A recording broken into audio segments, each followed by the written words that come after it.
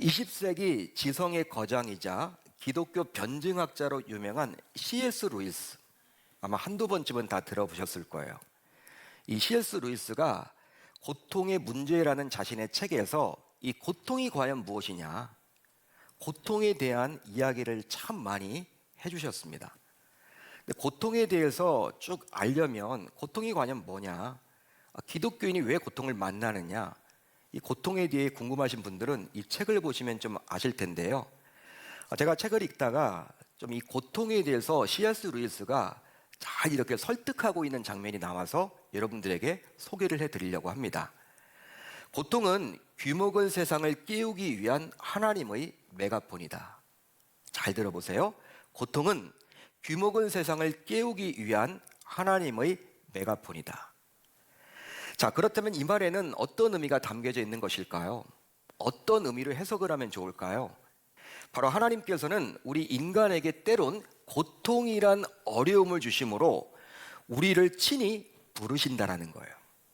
고통을 통해서 부르신다라는 것이죠.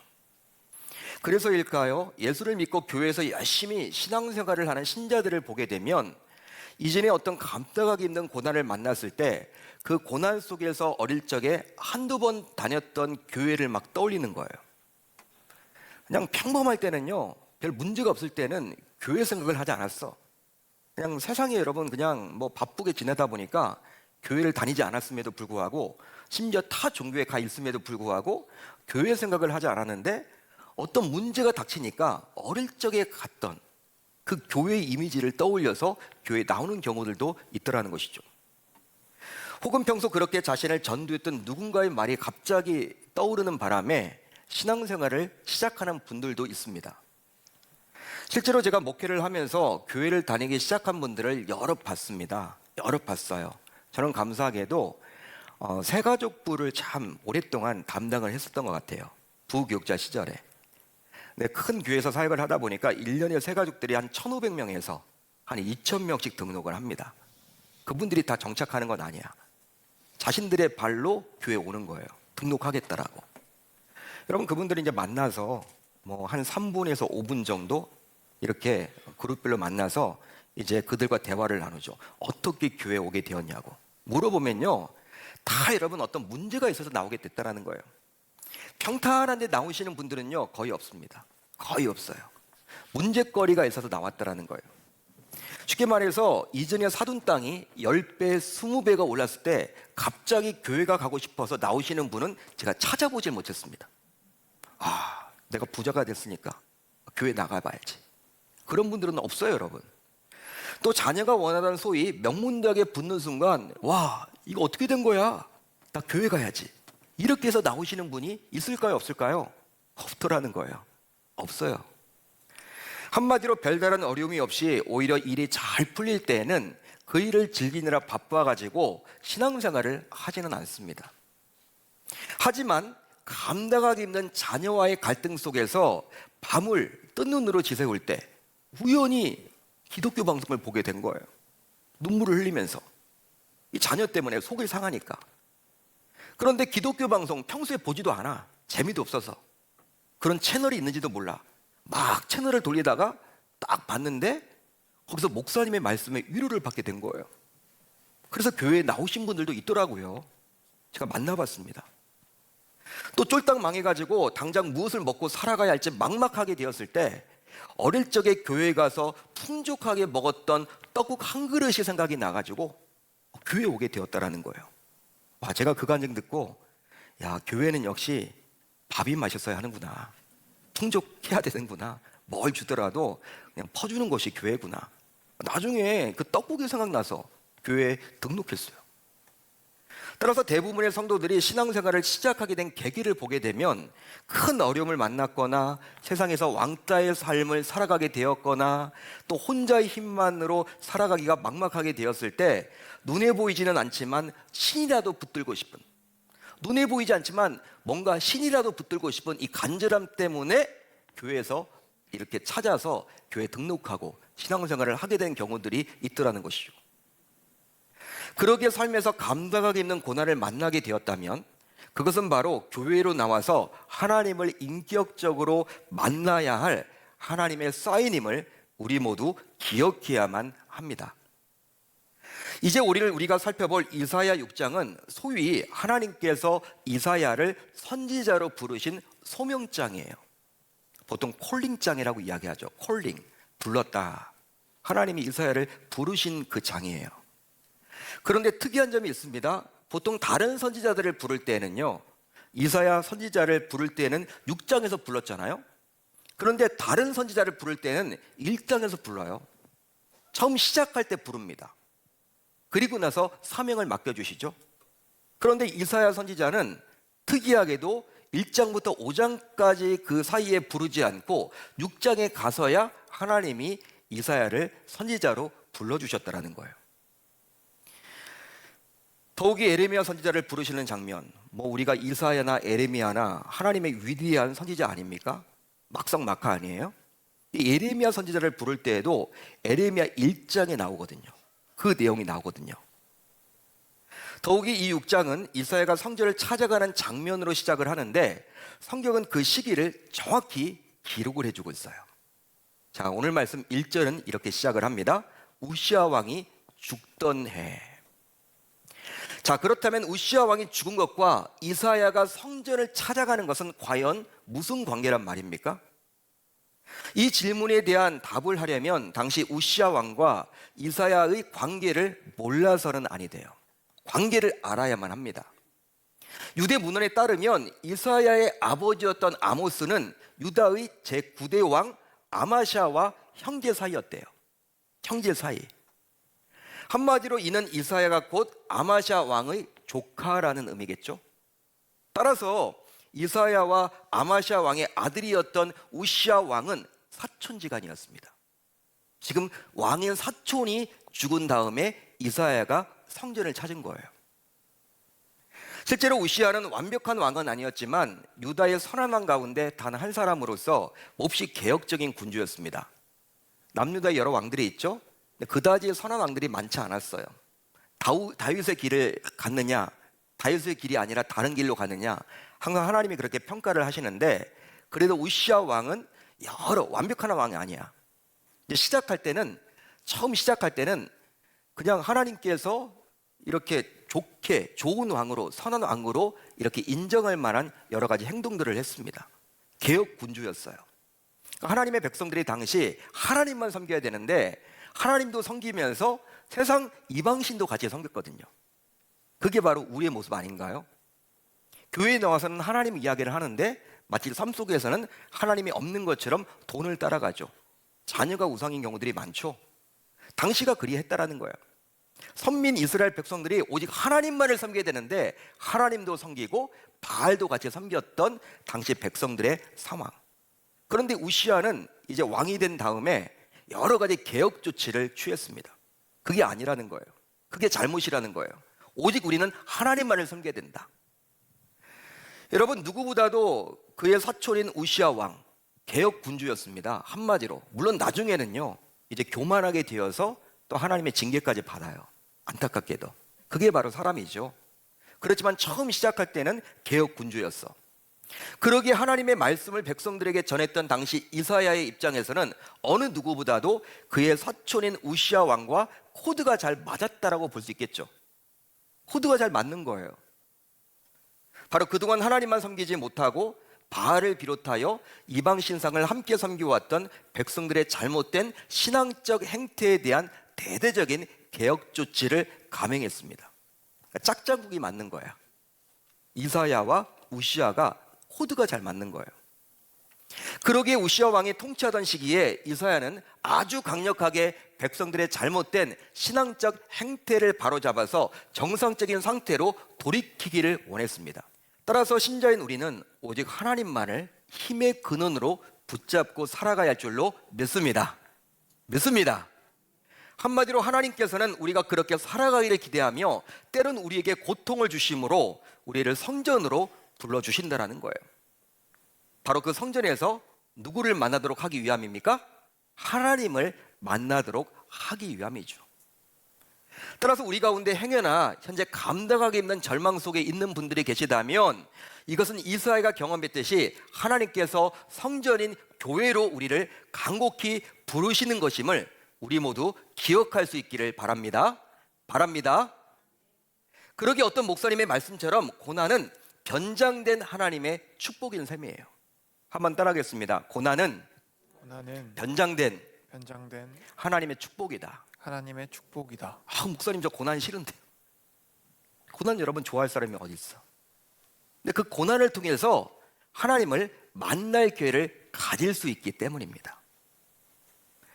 아프리카의 어느 부족이 사는 곳은 강을 꼭 건너야지만 그 마을에 도착할 수 있었다 그래요. 강을 건너야 돼. 근데 외부에서 이제 그 마을로 들어가려고 외지인들이 딱 가보니까 강이 그렇게 깊지는 않은데 폭이 넓고 또한 물살이 너무나 빨리 지나가는 거예요. 물살이. 혹시 여러분들 이렇게 장마철 끝나고 이렇게 강이나 이런 데 가본 적이 있으세요? 여러분 무섭거든요, 물이. 물이 여러분들 막 휘몰아치고 여러분 가면요 진짜 빠르거든요. 그 물살. 그런데 못 건널 것 같아. 아무리 여러분 내가 수영을 잘한다고 해도 못 건널 것 같아. 물살이 빠르면. 깊진 않아도. 여러분 외부에서 온 일행이 강을 건너려고 하는데 그 물이 너무나 여러분 물살이 빠르니까 어떻게 가지를 못하는 거예요. 그런데 딱 보니까 그 부족 사람들은요 아무 일이 없듯이 강을 막 잘 건너가. 깜짝 놀란 거예요. 이거 어떻게 된 거냐.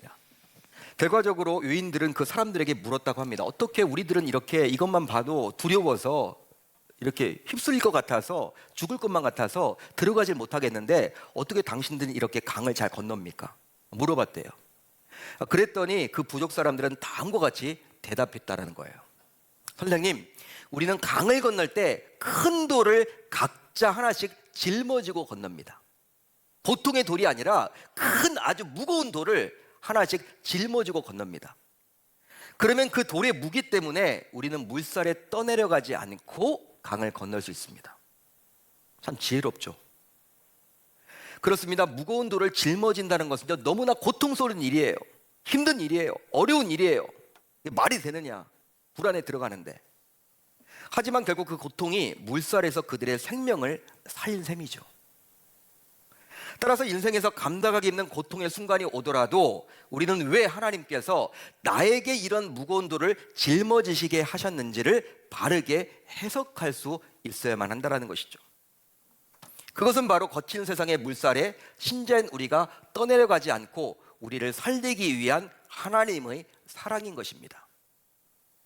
그러기에 그 무거운 돌은 바로 감추어진 최고의 보석이라고 말할 수 있는 거예요. 그 돌이 여러분 별거 아닌 것처럼 보여도 내 생명을 살리는 것이기 때문에 최고의 가치 있는 보석이라는 것이죠. 알아보는 분들만 알아보는 거예요.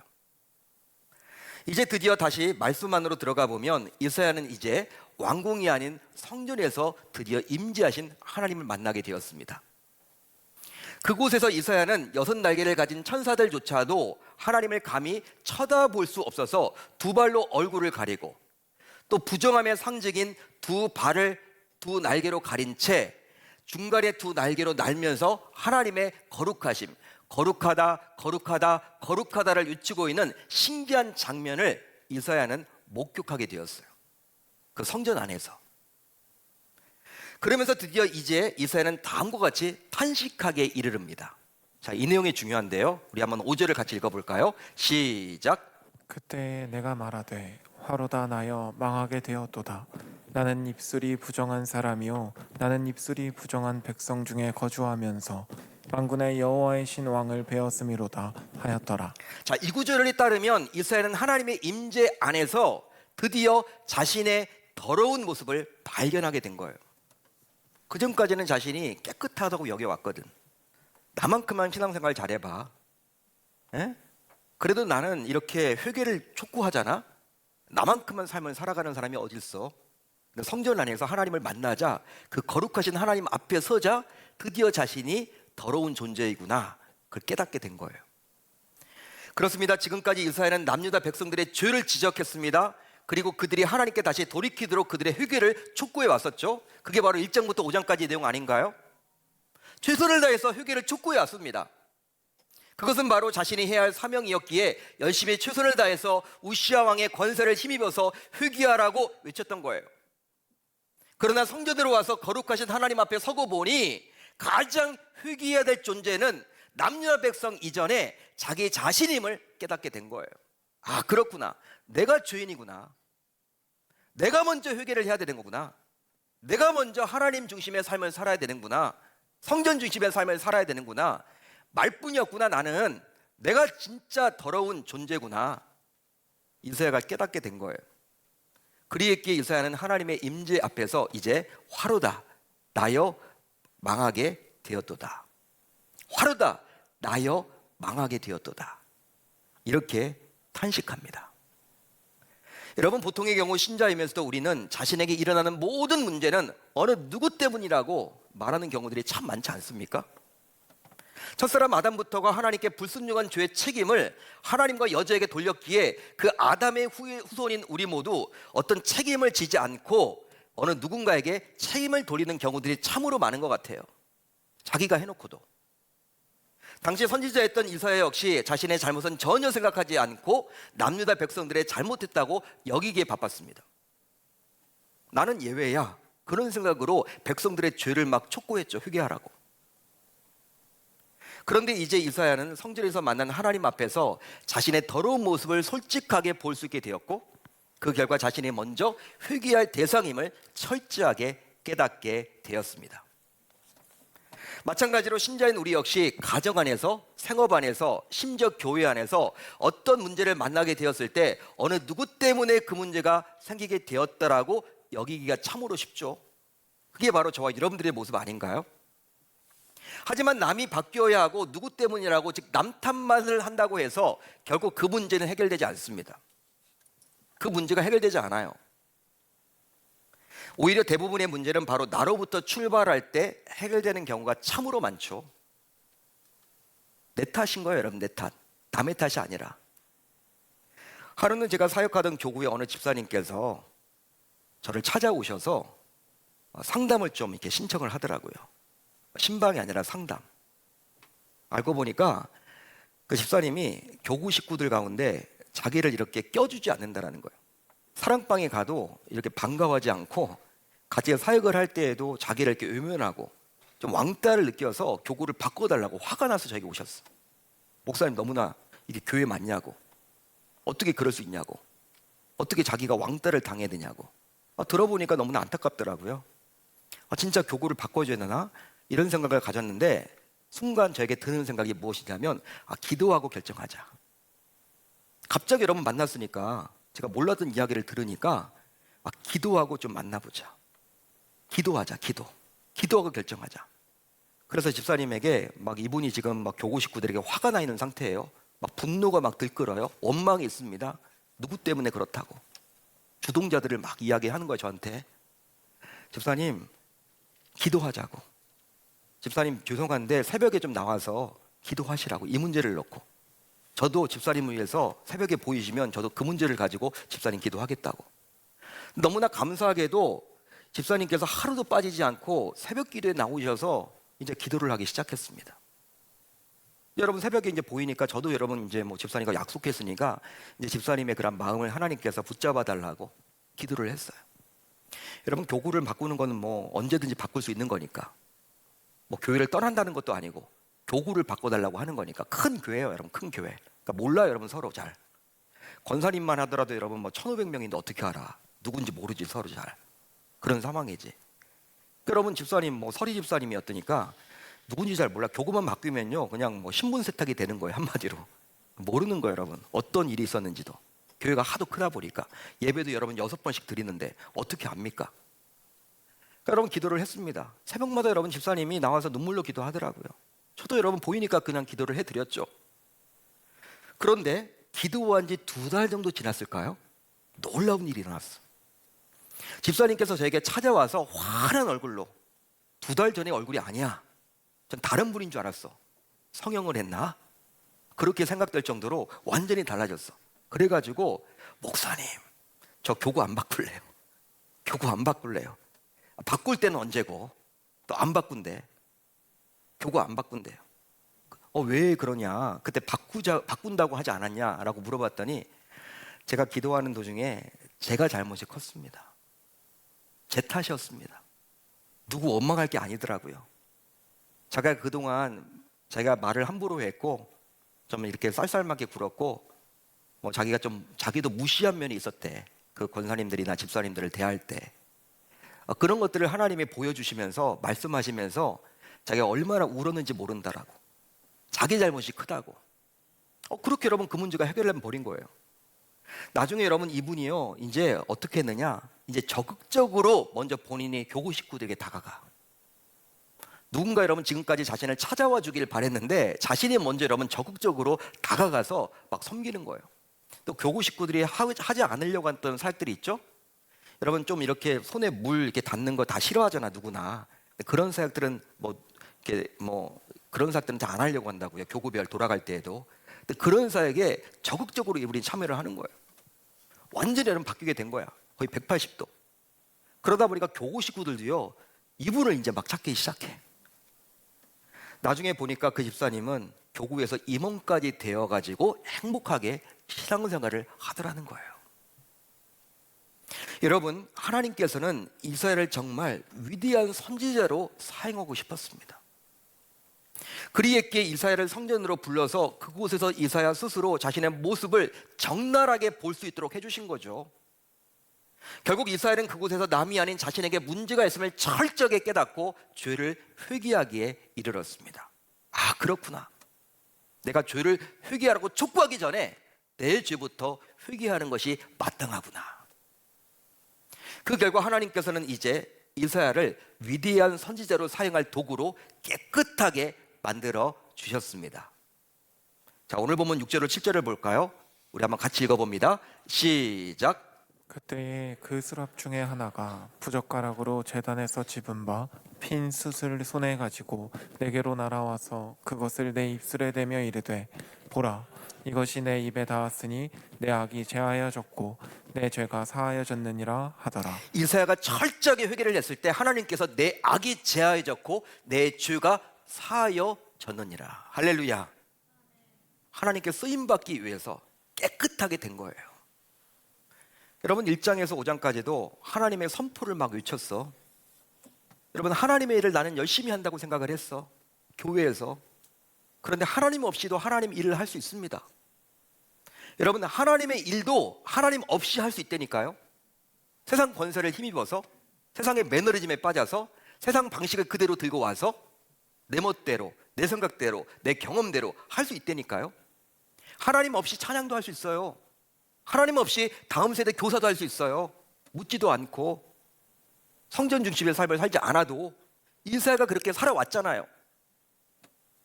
열매도 있습니다. 그렇게 할 때 여러분 잘 보셔야 돼요. 하나님은 그걸 원치 않았다라는 거예요.